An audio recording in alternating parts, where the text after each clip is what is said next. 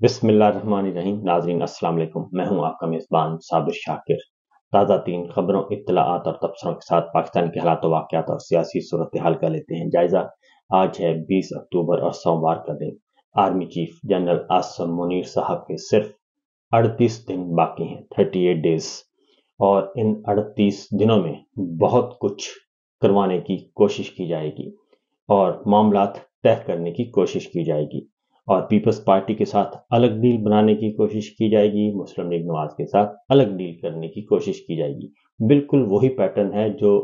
General Qamar Javed Bajwa صاحب نے اختیار کیا تھا۔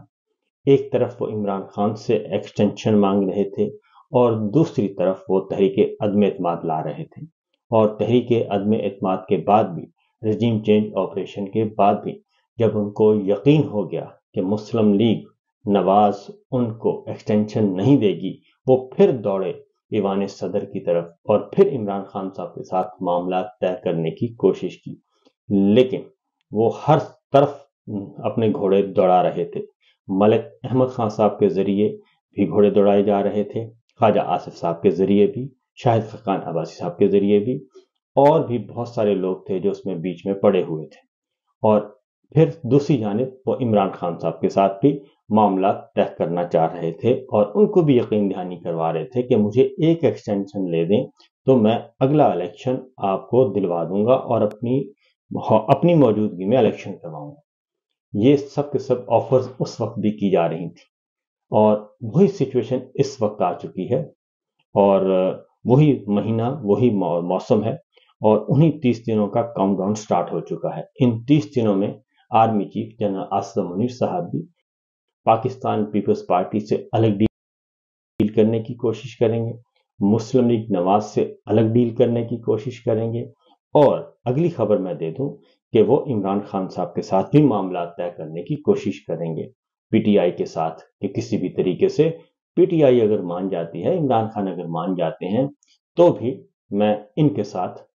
اور اسی طریقے سے اپنا جو ٹریک ہے وہ تبدیل کر سکتا ہوں۔ یہ سب کچھ اگلے 30 دنوں میں ہونا ہے، کیونکہ نواز شریف صاحب، شہباز شریف صاحب اور مریم صاحبہ اس کارڈ کو بہت اچھے طریقے سے دبا کے بیٹھے ہیں، اور وہ ایکسٹینشن، ابھی تک انہوں نے ایکسٹینشن کا نوٹیفیکیشن جاری نہیں کیا۔ اگر کیا ہوتا تو اب تک D G I S P R صاحب جو ہیں وہ منظر عام پہ لا چکے ہوتے۔ اگر وہ نہ لاتے تو جنرل مشتاق صاحب میڈیا کو وہ نوٹیفیکیشن دے چکے ہوتے، لیکن ابھی تک ایسا کچھ نہیں ہوا۔ اس لیے قوی امکان یہی ہے کہ معاملات طے کرنے کی کوشش کی جا رہی ہے، لیکن اس کے ساتھ ساتھ کیونکہ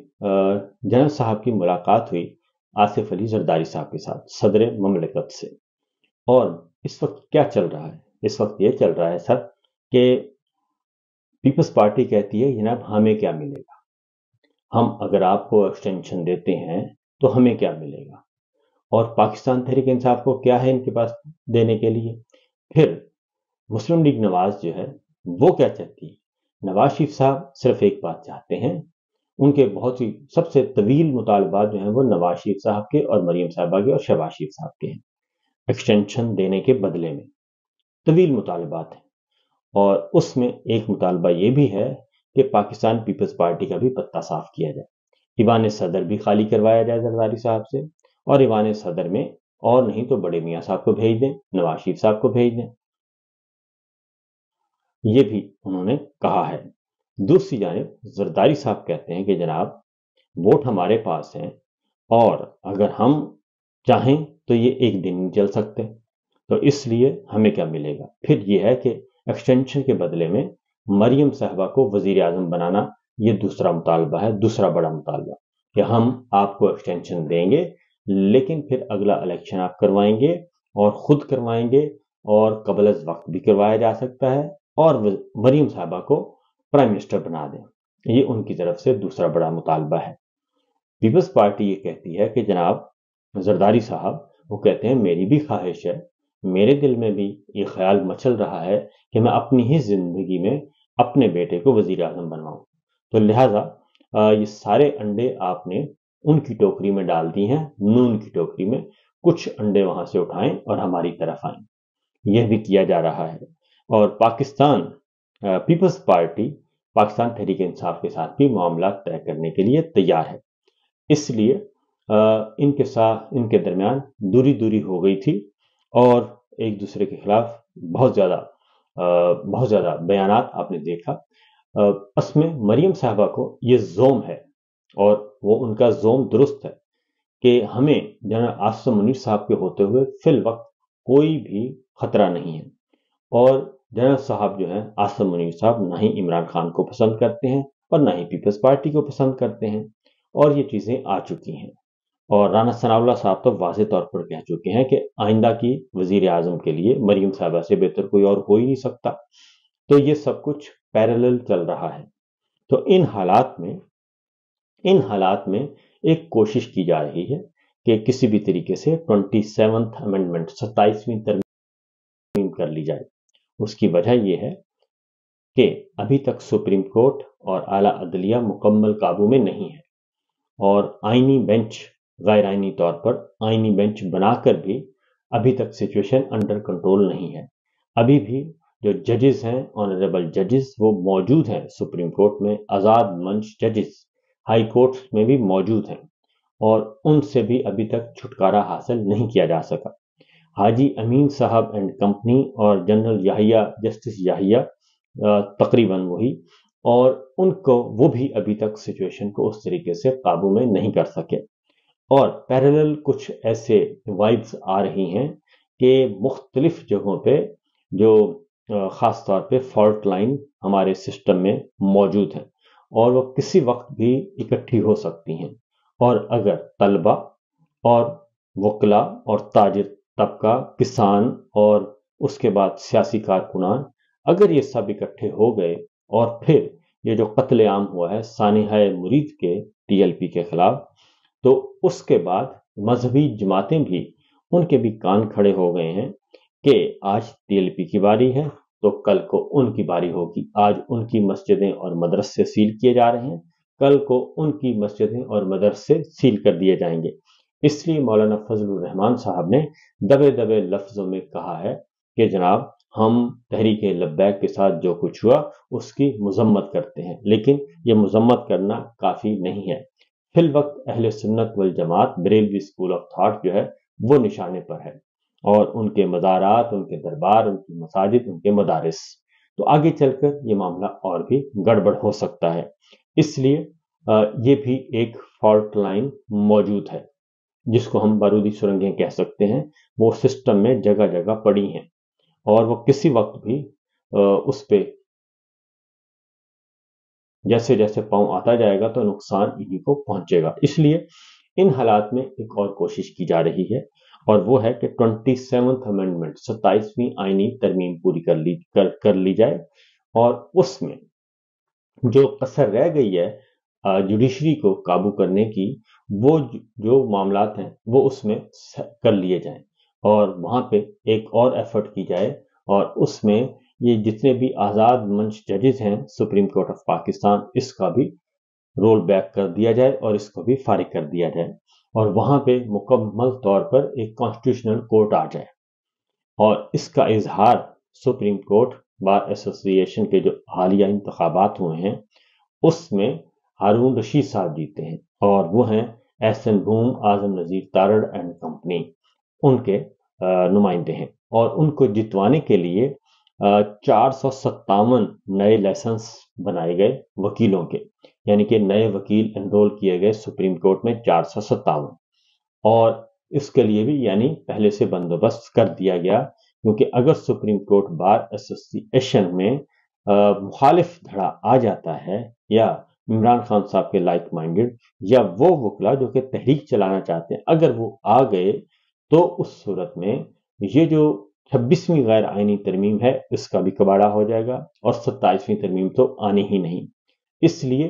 457 نئے انرول کیے گئے وکیل، ان کی مدد سے سپریم کورٹ بار کا الیکشن جیتا گیا اور یہ اس لیے جیتنا ضروری تھا. اب 27ویں ترمیم آ رہی ہے اور 27ویں ترمیم پاکستان پیپلز پارٹی کے بغیر ممکن نہیں ہے. اگلی بات یہ ہے، اس لیے 27ویں ترمیم بھی کرنی ہے تو پاکستان پیپلز پارٹی کہتی ہے ہمارے ساتھ معاملات طے کریں اور اس کے بعد ہم آگے بڑھیں گے۔ اس لیے انہوں نے 1 مہینے کے لیے مؤخر کر دیا ہے اپنا انتہائی قدم، اور 1 مہینے کا الٹیمیٹم دے دیا ہے کہ ہماری CEC نے 1 مہینے کا آپ کو مہلت دے دی ہے۔ اور اس کے بعد جیسے ہی ابھی یہ مہلت ہی ہے، کیونکہ دوبارہ سے پاکستان پیپلز پارٹی جو ہے وہ انہوں نے بیانات داغنا شروع کر دیے ہیں، اور بھرپور قسم کے بیانات داغے جا رہے ہیں۔ اور انہوں نے جو تازہ ترین سٹیٹمنٹ ہے وہ پیپلز پارٹی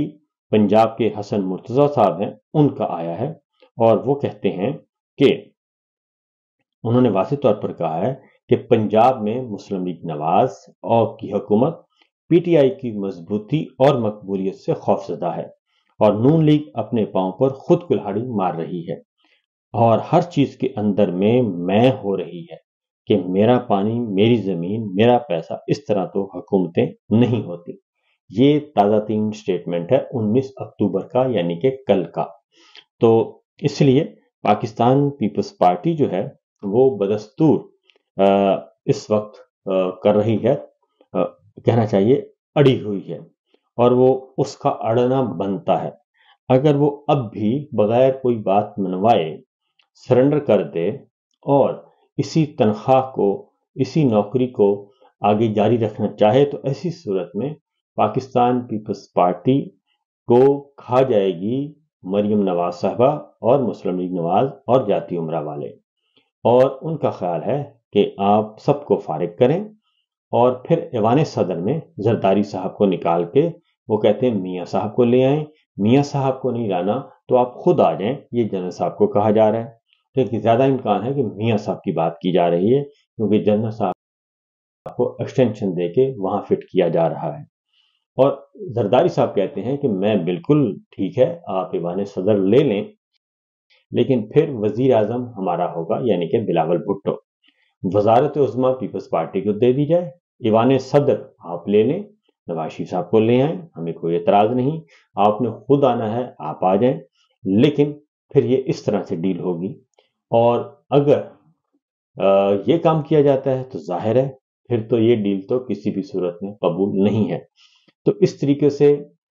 انٹر لنک معاملات ایک دوسرے کے ساتھ بڑے پھنسے ہوئے ہیں۔ اور اسی دوران یہ ایک اور کالم آ گیا ہے، جاپان سے سہیل وڑائچ صاحب نے برسلز میں ایک کالم لکھا تھا، ان کو بلایا گیا تھا آرمی چیف جاسم منیر صاحب کی تقریر سنانے کے لیے۔ وہ تقریر انہوں نے سنی اور اس کے بعد وہ رپورٹ کر دی، کچھ ہیلو ہائی بھی ہوئی ان کے ساتھ، گپ شپ بھی ہوئی، وہ بھی رپورٹ کر دی۔ وہ رپورٹ جو ہوئی وہ اس طرح سے نہ ہو سکی، بلکہ ایک اور غصہ ہے سہیل وڑائچ صاحب کے کہ انہوں نے تقریر جو ایک کالم تو لکھ ہی دیا، لیکن ساتھ ہی جو آف دا ریکارڈ گفتگو تھی وہ ساری کی ساری انہوں نے زرداری صاحب کو بھی پہنچا دی اور نواز شریف صاحب کو بھی پہنچا دی، اور انہوں نے کہا کہ یہ بھی گڑبڑ ہونے والی ہے، اپنا بندوبست کر لیں۔ تو اس کے بعد سہیل وڑائچ صاحب ابھی تک پاکستان سے باہر ہیں اور وہ واپس نہیں آ سکے۔ انہیں کہا جا رہا ہے کہ آپ پہلے معذرت کر لیں، لیکن نہ ہی وہ انہوں نے معذرت کی ہے، وہ جو ٹھنڈی میٹھی معذرت کرنی تھی وہ کر لی، لیکن وہ کہتے ہیں کہ نہیں، آپ پوری گفتگو، پوری معذرت کریں، پوری معافی مانگیں۔ تو بہرحال ان کا ایک اگلا بھی آ چکا ہے کالم، اور اس میں بھی وہ فرماتے ہیں کہ موجودہ سیٹ اپ جو ہے وہ اگلے وزیر اعظم کے لیے کوشش کی جا رہی ہے کہ مریم نواز صاحب ہوں اگلے وزیر اعظم، اور اس کے لیے حکومت جو ہے وہ عہدے کے امیدوار جو ہیں حکومت میں بیٹھے ہیں، بلاول بھی وزارت عظمیٰ کا امیدوار ہے۔ تو اس لیے وہ کہتے ہیں کہ عمران خان صاحب کا جو معاملہ ہے، خاص طور پہ عمران خان صاحب کے بارے میں وہ کہتے ہیں کہ تو دوسرا انہوں نے کہا کہ اہم معاملہ ہے عمران خان کا، اور عمران خان کی زندگی اور سیاسی مستقبل کا ہے اصل معاملہ۔ یہ فیصلہ بھی کبھی نہ کبھی کرنا ہوگا کہ کیا عمران خان کو اس طرح جیل میں رکھ کر عدم استحکام کا رسک ہمیشہ برقرار رکھنا ہے، یا اس معاملے کے حل کے لیے کوئی راستہ موجود ہے۔ اب یہ یہاں سے معاملہ جو ہے نا وہ گڑبڑ ہو جاتا ہے۔ سہیل وڑائچ صاحب بالکل جرنلسٹ ہیں، لکھیں، بہت لکھیں، لیکن وہ کہتے ہیں کہ عمران خان کو اس طرح جو ہے وہ सियासी मुस्तकबिल के बारे में। उन्होंने कहा जी जेल में रख के अदम इस्तेहकाम, यानी कि इमरान खान साहब को वो कह रहे हैं कि ये अदम इस्तेहकाम का रिस्क है, यानी कि अनस्टेबिलिटी जो है, इंस्टेबिलिटी पाकिस्तान में, अदम इस्तेहकाम जो है, जो हल्ला गुल्ला है, जो इस वक्त जाली रजीम नहीं चल पा रही, उसके जिम्मेदार इमरान खान साहब है। हालांकि दानेदारी का तकाजा ये है कि असल जिम्मेदार इस सारी रजीम चेंज ऑपरेशन के बाद, इस सारी फिस्तायत के बाद, इस सारी बदतरीन मुआशी हालत का जिम्मेदार अगर कोई है तो वो हुक्मरान टोला है। एक कैदी जो जेल में बैठा है, वो जो इलेक्शन जीत चुका है, वो अदम इस्तेहकाम नहीं कर रहा, क्योंकि उसको तो आपने जेल में डाला हुआ है। 3.5 साल से आप स्याह सफेद के मालिक हैं। तो वड़ाई साहब से मैं ये जरूर कहूंगा कि जनाब अपना रुख अनवर अगर सही तरफ रखेंगे तो आपको पजीराई मिलेगी, आपको जो है वो हकायक बयान करने पे लोग खुश होंगे, मुतमईन होंगे। लेकिन ये कहना कि इस अदम इस्तेहकाम का रिस्क जो है वो इमरान खान है, ये दुरुस्त नहीं है।